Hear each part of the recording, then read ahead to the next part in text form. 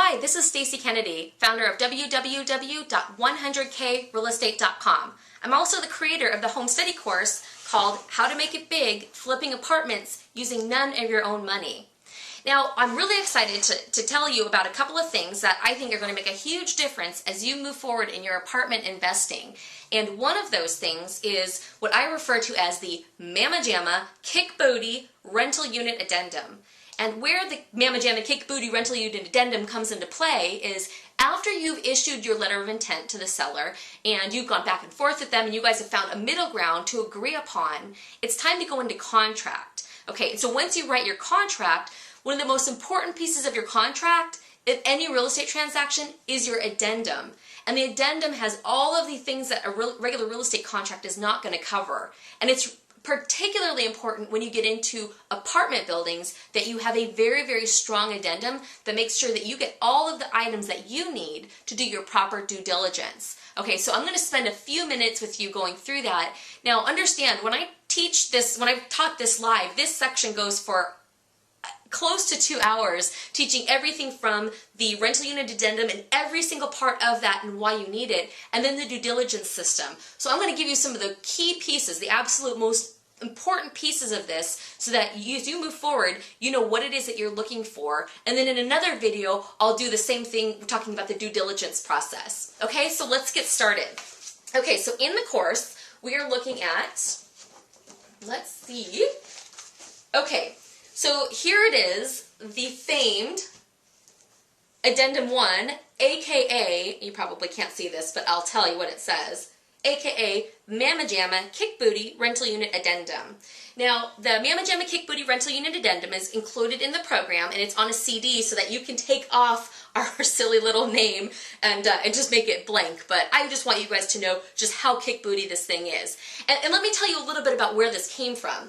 So when I started investing back in 2003, over time I got into 2 units and 4 units and then small apartment buildings and started doing more and more with multi-units. Well, every single time I did a deal, some kind of random weird thing would come up that would make me say after the fact, I should have thought of that. I should have asked for that before. And then it would get added to the addendum so that every deal I did, I learned a little bit more. So this addendum has just been years of me discovering through due diligence or closing on a property and realizing, I should have asked for that. Okay, so this is everything that you're going to need. All right, so let's talk about a couple of the key things. So the way that this rental addendum starts is it talks about what the effective date of this agreement is, which is essentially the date it's been executed by both the purchaser and the seller. And when we're talking about real estate in contracts, when we say executed, it sounds so negative. All that means is we've both signed it. We've both agreed on the terms, okay? And our signatures are on there. All right, the next item, and this is the one I'm going to talk to you about tonight, that this is like the most important piece of this. It's called requested items, and it says, within 10 days from the effective date of this agreement, the seller shall give the purchaser the items set forth in Exhibit A, okay? And then also, on or before the closing date, the seller will also provide items listed in Exhibit B. Okay, so we're going to talk about Exhibit A in this particular class. So let's flip over to Exhibit A, and this is part of your rental unit addendum, all right? So, the first item that's on the list, and this is one of the most important things for you to get as early on as possible. And here's the thing, when you're doing due diligence, many people are afraid to get into apartments because they feel like they don't really know what they're doing, they don't know what they're looking for. Well, one of the things that I've done over the last several years is I've created systems for all of that, because I was the same as you. I didn't know what to look for, and only through experience have I come to know what I need to look for. So I've created all these great systems so that you know what to look for. And you just have so much more confidence when you know how to do due diligence. But I'll tell you, the biggest key, and the one thing if you took out of this, I'd consider this a success for you, is when you're buying an apartment building and you're going into due diligence, the main thing I want for you to do is I want you to own it. Okay, I want you to treat that building that you don't own yet as if you do own it, and you need to know it intimately.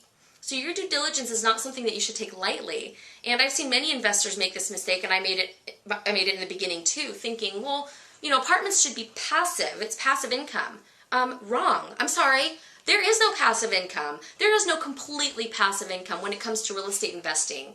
The main difference is that you're not running to a job 8 to 5 every day to make the income from your apartment building, but you're certainly going to have to engage in your business. Even if you have a property manager, you're going to be engaging with them and leading your team. So there is nothing that's completely passive, and it's important you're clear on that as you go in, so that you treat your real estate with the proper level of respect and you give it the right attention so that it will maximize whatever you're getting it for, whether it's to live off the cash flow for your retirement. You want to maximize that.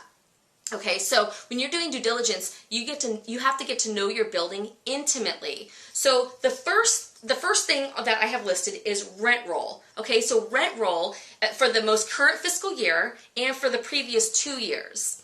So a rent roll is simply a list of the current tenants and what unit they're in and what their monthly rent amount is. Okay, so that's what a rent roll is. The other items I'll ask for in that rent roll is I want a list of any concessions. So if their monthly rent is $650 a month, but they get $150 per month because they care for the grounds or they empty the trash or whatever. If this is one of those tenants, I need to know that because that's going to affect my numbers. Okay, so we're asking for concessions, unit type. Okay, there's a huge difference between a building that's all studios and a building that's 1 and 2 bedrooms. So you need to know what kind of unit it is. Is it a studio, 1 bedroom, 2 bedroom? Is it something else completely? Okay, that should be on the rent roll as well.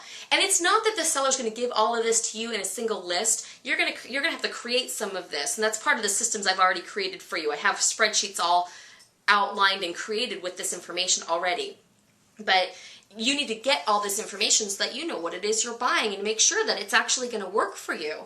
Okay, you want the beginning date of the lease and the expiration date. Okay, and the reason we do that is if you know that you're buying a building and all of the leases are expiring next month, that might be a bit of a concern to you, and you might go back to the seller in negotiations and ask them to get at least 50% of the leases re-upped for another year. Okay, but it at least tells you what you're dealing with, and that's very important. All right.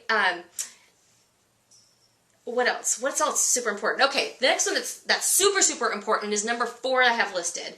And it says interim operating statements for the property for the most current fiscal year and for the prior 2 years. Okay, so what an operating statement is just simply the income coming in and the expenses going out. And when it's talking about interim, that means, like, let's say that it's July, okay? Let's say it's July 4th. Oh, 4th of July. Let's say it's 4th of July, and you're looking at a building that its interim financials would be January through June 30th. So whatever month you're in, it would be January through the end of the last month. That's what's considered interim. And the reason we ask for that is it gives us an idea of what's happened so far this year.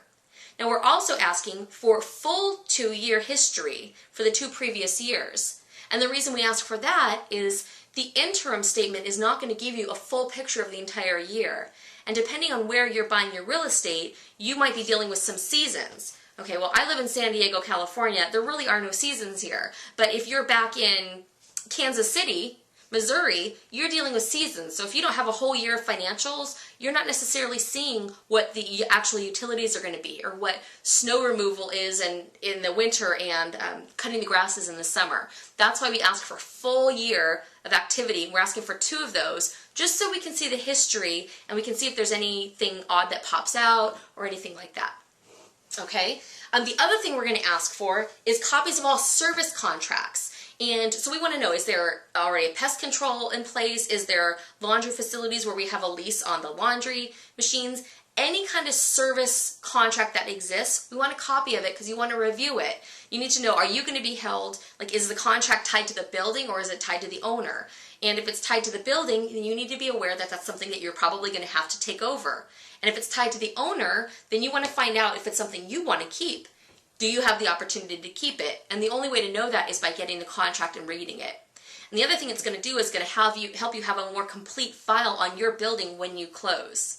So, I mean, from the moment I go into due diligence, the entire time, even though I know it's possible this deal might not go through if I don't like what I see in the due diligence, I still treat this as if I'm going to be closing on it and I'm going to have all these documents. I'm going to need it to operate the building to hand over to my property manager. So I ask for all of these things up front.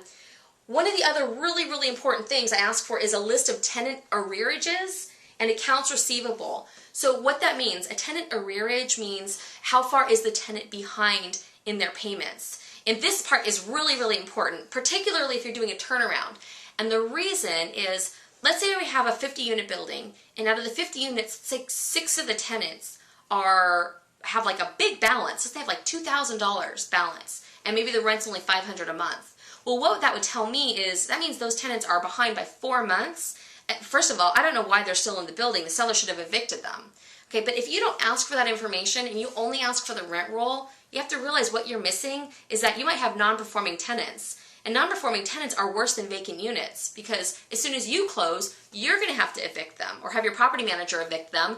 And not that that's a big deal, but it does take time, which means that that unit continues to be non-performing, and then you have to turn the unit over and get it ready for the next tenant and advertise, etc. So I want to know going in, what are the tenant arrearages? So for a couple of reasons. One, it's going to be a leverage point for me to renegotiate the contract if I need to with the seller. Like, look, this income is not what you had indicated. You have 6 people here who have to be evicted. Okay. The other thing that I'll do, particularly in a turnaround situation where there isn't a responsive seller, is if I know that there's 6 tenants who haven't paid, and I'm getting towards closing, I guarantee you that one of the steps I'm doing, and this is something I teach about in doing the management turnaround and the due diligence process, is I will have those eviction notices already typed up and ready to go, so that on the day we close, those eviction notices are delivered to those tenants and the eviction begins immediately. Because one of the things that I came to with that is, one of my coaching students that I worked with, I came in after he had already closed the deal and he was having some challenges with his building. And one of the things I looked at when they had owned it for 3 months is there was 8 tenants in there who hadn't paid, and although they had initially sent out some kind of eviction paperwork, they didn't follow through on it. Okay, so they had sent it out initially. Well, we have to know going in, these 6 tenants, they're gone. Either they're going to catch up and pay, or they're gone. End of story, period. But you need to know that before you buy the building, so that you can put that plan into place and get those tenants out, get the units turned over, and get new tenants in, so that your building is performing and making you the most amount of money. Okay, the other one that's really, really big, this is the last one I'll talk about for tonight, is copies of the current insurance bill. Okay, and the reason I ask for copies of the current insurance bill is, you know, insurance is going to be one of the bigger line items of our expenses, right? That's to be expected. Well, what I want to know is, what is the current owner's coverage level? You know, how much are they paying for it? And just because, even if we had the exact same coverage, it doesn't mean our bill is going to be the same, because my insurance record or score might be different than their insurance score, but it will at least give you a ballpark idea. So, I mean, insurance can range so much. Several things that would affect it is, what's the amount of coverage on the building, what's the amount of the deductible. I mean, that makes a huge difference. So if one owner says, well, I want to have only $1,000 deductible, so literally anything that goes wrong, I'm going to make a claim on, versus another owner who has more of a like a security bucket for their building, a savings account for the building, might say, you know what, I'm okay with a $15,000 deductible. Okay, everything else held constant, the one with the bigger deductible is going to have a lower insurance premium because they're seen as having a lower risk. Okay, so having a copy of insurance bill is going to give you a really, really key information. So anyway, I hope that's been helpful for you. I mean, there's really nothing to be afraid of when you go into multi-units if you will go in with the attitude that I will seek to get all the information on this building so that I know what it is that I'm doing when I'm closing. I mean, real estate is a game, but it's a big game and big dollars are at stake. So you want to take it seriously because, man, there's so much money to be made and there's such a great future for you in it if you'll just own what you're doing and take it through. And it doesn't mean you have to do everything, okay? When I'm doing real estate transactions, I don't do everything myself. I don't have time, but I do lead my team and I make sure that I know each piece of what's going on. Even if I delegate it, it's all coming back to me so that I'm in control. And that's what you need to do too. So once again, this is Stacy Kennedy with www.100krealestate.com. And on our website, you can see we have lots of different resources for you. We also have the home study course, how to make it big, flipping apartments using none of your own money. There's also another course that's going to be coming out shortly, which is more of a just getting started with apartments. So if you know nothing about apartments and you're just getting started, it's going to teach you every piece of basics that you need to know. And then this would be your next one, how to go in and take an underperforming property and turn it around, because my gosh, there is so much money to be made in that. So anyway, I look forward to working with you and coaching and mentoring you as you move forward in your own real estate career, and thanks for